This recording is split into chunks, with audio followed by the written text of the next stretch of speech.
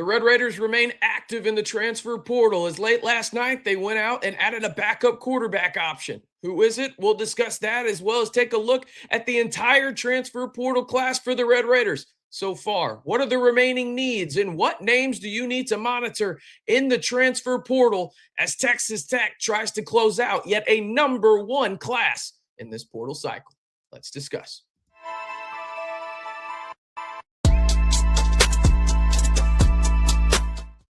Hey, how's it going, everybody? It's RC Maxfield here for the Red and Black Report. Appreciate y'all tuning in to today's video. If you haven't already, be sure to like the video and hit that subscribe button as we're on our way and on our journey to 16,000 subs here on the channel. And by the way, you may recognize this new addition. You're going to want to stay around in this video for a potential chance to win. I'll give you those details later on. Let's jump into this portal cycle for the Red Raiders. You see them on your screen. This is in chronological order. These are the confirmed Texas Tech portal commits so far. You've got Amir Fleming, the D2 Allen Jr. edge transfer. He had 13.5 sacks last year at the D2 level and 18 total tackles for loss. You've also got Austin Romaine. He will come in and be your replacement for Jacob Rodriguez. Jalen Jones comes in and adds a dynamic aspect to the Texas Tech offense that honestly desperately needs one from a speed department. He averaged nearly 23 yards per reception last year at Alabama State. We move on. Speaking of big play wide receivers, Donta Lee Jr., the Liberty redshirt junior, will come in standing 6'3", 185, has 4.4 speed on the outside and averaged 18.4 yards per reception last year for the Flames. You got Brendan Sorsby, the #1 quarterback by many publications in this portal cycle, headed out to the 806. You actually saw him at the time of this recording late last night at the Lady Raiders game where they continue to stay undefeated. How about that for Krista Gurlich and crew? They have been sensational this year. The 6'3", 235 quarterback, I mean, you know what he is at this point. He is going to elevate this offense just to an elite level, in my opinion. You've got Julian LaVenture, the Akron defensive line transfer, standing 6'1", 270, 45 total tackles, 4 sacks, 10.5 tackles for loss, and was second team All-MAC last year. Now, before we get into the remaining portal commitments for the Red Raiders, well, I think we should talk about this trio because this trio I don't think is getting talked about enough for Texas Tech. And I know this is in chronological order. I really do. But this trio right here, I don't think is getting talked enough about, specifically the guys on the edges here, okay? Bryce Butler, 6'5", 315, 19 total tackles, 2 sacks, 14 pressures, had the 3rd highest defensive tackle pressure rate in the Big Ten. This is not a guy that is going to come in and play every snap for you. He's going to be a difference maker, though, on that defensive line, and a guy that if you look at the on-3 rankings, yeah, it doesn't show, hey, he's a top 50 player or anything like that.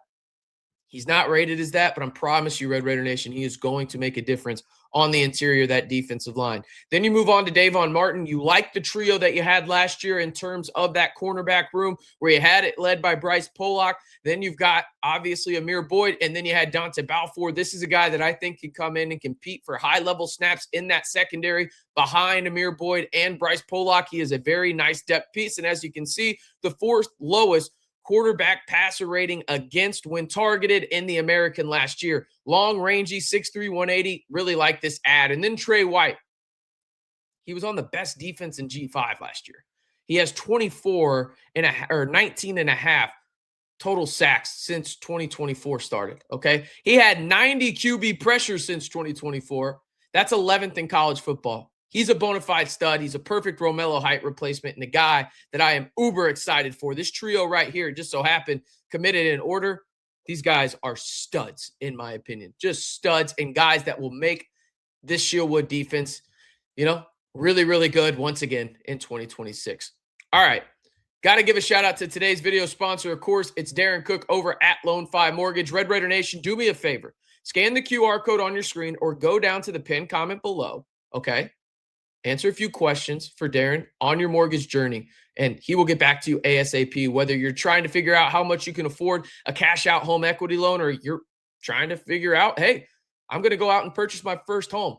He's the guy for you. He's a proud Red Raider just like you and me, and he's already helped countless Red Raiders already in Red Raider Nation, okay? Darren Cook, He's your guy over at Lone Five Mortgage. He is a proud member of the RBR squad and a proud video sponsor here on the Red and Black Report.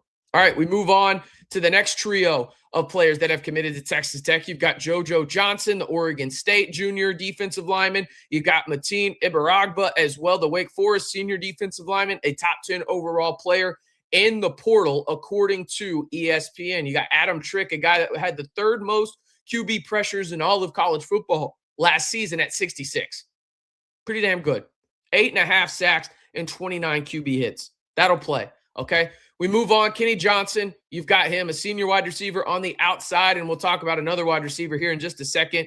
Nearly 700 yards of receiving last year, 5 total touchdowns, and he has 2 career kick/punt return touchdowns. You've got your John Carlos Miller replacement and Jet Carpenter. He can probably do a little bit more than that, but worst case scenario, that's what he is. 35 receptions, nearly 375 receiving yards, and 2 TDs last year for the Wolfpack out in Reno. Then you have Malcolm Simmons, Auburn junior wide receiver, 6 foot, 186, 25 receptions, 457 yards receiving, and 2 TDs. The last 2 games he played for Auburn in the regular season against Mercer and the Crimson Tide, he had nearly 300 yards of receiving yards in those games. He is a big play waiting to happen and could be the wide receiver 1 for the Red Raiders in 2026. We move on to the next trio. Corey Platt Jr., the Houston redshirt junior. He'll have 2 years of eligibility left, and he's already played for Shieldwood once.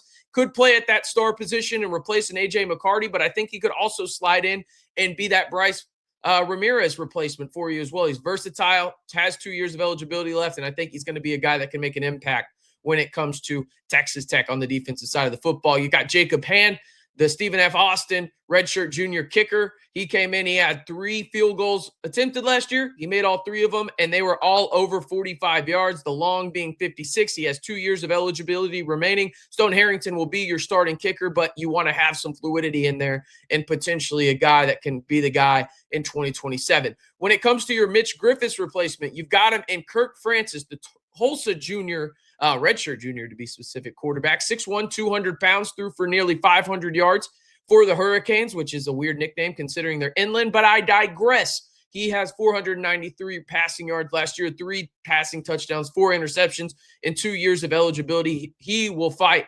alongside Chuba Jones there at the quarterback 2 spot while Will Hammond just tries to get healthy going into 2027. All right. Where does Texas Tech need to address needs here? Well, before we get into that, I want to give you guys an opportunity at a chance to win this sign behind me, okay? Because we have the pleasure of working with Jeremy over at Hub City Woodworks to do a giveaway here. You see this? This is honestly maybe the coolest thing I have in here. I got a Cliff Kingsbury signed helmet, got a Jarrett Culver signed photo up there, Randy Moss signed mini helmet, but this Texas Tech handcrafted woodwork sign, I mean, it's just unbelievable, okay? So I'm going to give you guys an opportunity to win one. All you have to do is this, okay? Comment HCW in the comments below and like the video.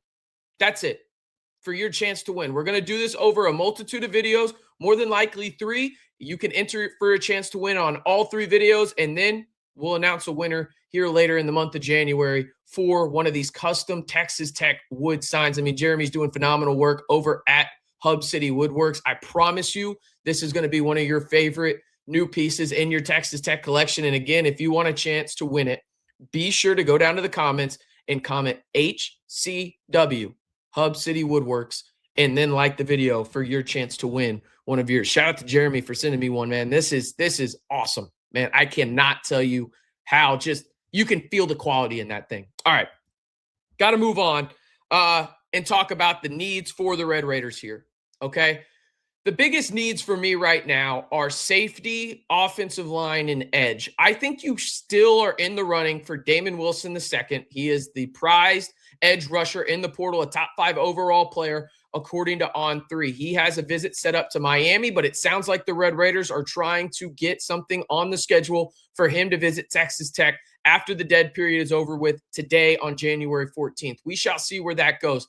Texas Tech, they have been interested in some depth offensive linemen. Where do they pivot on that front? And you got to go get a safety, even if it's just a depth piece, after you missed out on a guy in Coy Parrish who went up to Oregon, and then Cohen Ettringer went to Louisville. And who knows the dynamics there? Whatever it is, it doesn't matter. Texas Tech is going to have to add a safety, I think, in some capacity. We'll see where they go, but those are the three positions I'm looking for most, with the biggest name attached to the Red Raiders right now is Missouri edge transfer Damon Wilson II. Pete Nakos is saying that they're trying to get something on the books in terms of a potential visit out to the 806. We'll keep you posted on that front. And the easiest way to keep posted and notified of if we drop a video here on the channel, I'm telling you, is simply like the video, hit that subscribe button, and turn on that notification bell. When we drop a video here on the channel, it will go right to your phone like a text message, okay?